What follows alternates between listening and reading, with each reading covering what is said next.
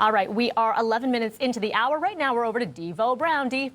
Good morning, Mel. Thank you so much. And this is such a great story, and I'm so happy we get to do this, man. Jebril has gone from selling clothes from the trunk of his car to growing his own brand. If you ever saw those hats that said YYZ, of course, the airport code for Toronto, that's who started it. That hat is famous worldwide, and of course, a lot of Torontonians will wear that proudly. He's known to support his community and shown exactly what that means throughout the last year. He's joining us, a great Canadian in Dubai this morning for us, this evening for Jebril Jalloh. Good morning, brother.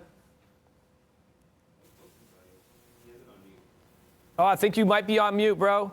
That's how we start this thing. Now? Yes, Jebril. What's up, Can you hear me now? Sorry. I'm good, man. How are you? You're looking good, man. I'm trying my best. I knew you were coming on, so I had to get a little fresh with it, you know, and we're going to talk about your company. This is full circle for us as well, because I remember it was exactly 2 years ago. We were sitting at a dinner and talking about different ideas, and you've continued to grow and push. Of course, the Queen Street West location for your company, and then into Toronto's or Mississauga's Square One. What's that mean for you to be in those areas that didn't really have representation before? It's amazing. For me, growing up, there wasn't a lot of black representation within the city. So it was really tough, being motivated by things and doing business growing up. But, so it was always something that was super important to me to be a part of that change. So Queen Street, amazing. We've been there for pretty much 10 years. Next year, we'll mark 10 years. Square One was a pop-up. It wasn't a full-time store. It was a pop-up that we did a partnership with Oxford. Came in, it was great because, there wasn't any representation in Square One, and they allowed us to do what we do best and, put together amazing spaces for our community. And you've been doing that for so long, man, as we mentioned. And when you started this, you were 15 years old, and you're seeing this journey now. You're sitting there in Dubai, Yeah. We're freezing in the cold. What has that journey been like to get to this point? I would say it's been the best way for me to describe that is like a Hollywood adventure film. The ups, the downs, the highs, the lows, the laughs, the cries, the surprises. Like every day is something new, but I wouldn't change it for anything in the world.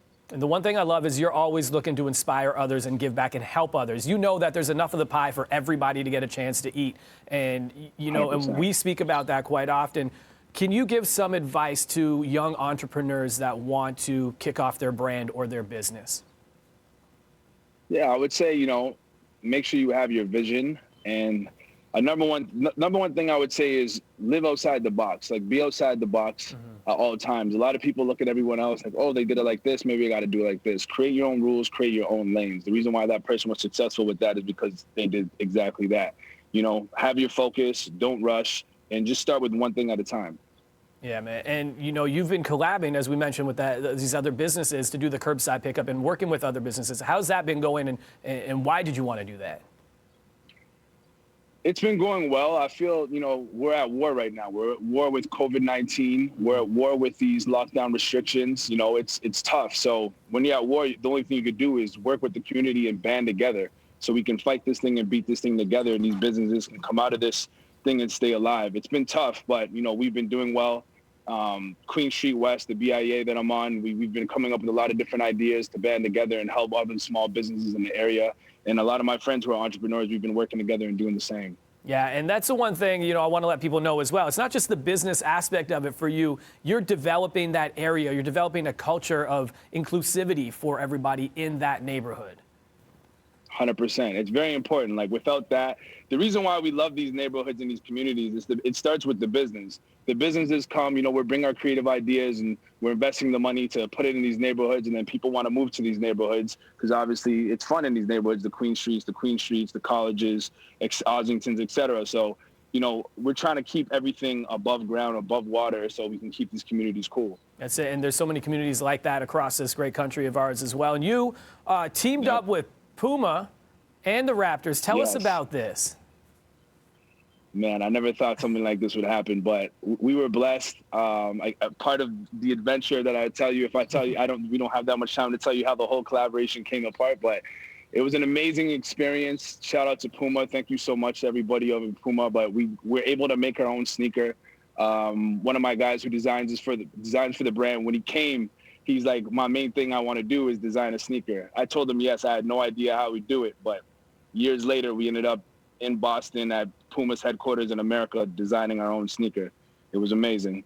in the Raptors, you know, we've always, you know, we're still the champions. It's been an amazing experience. Like, they let us take full control of all the marketing. If you've seen the video in the background. So what we did for the commercial is we got all the hottest ball players in all the high schools, and we filmed the commercial in the ACC. Shout out to the Raptors and the whole team and the Mitchell and S team. Yeah, that's amazing, dude. I'm so proud of you, man. I love watching you guys continue to grow. Here's what I'm going to do, though. I'm going to make everybody jealous. Can you flip that camera around? Because you are in Dubai. It's about, what is it, 6:17 p.m. there. So the sun's probably getting ready to set soon. You're just lounging. Let's see how this looks. Okay. You know, Jebril, bro, we were friends. You know, just look, started at 15. I'm out here working, though. I know you're working. That's the one thing I love about you. You never stopping. I know you're never stopping. You started when you were 15, selling it out of the trunk with a dream, and now you are still working, but doing it in a better location right now, as we get to see, man. Good to see you, brother.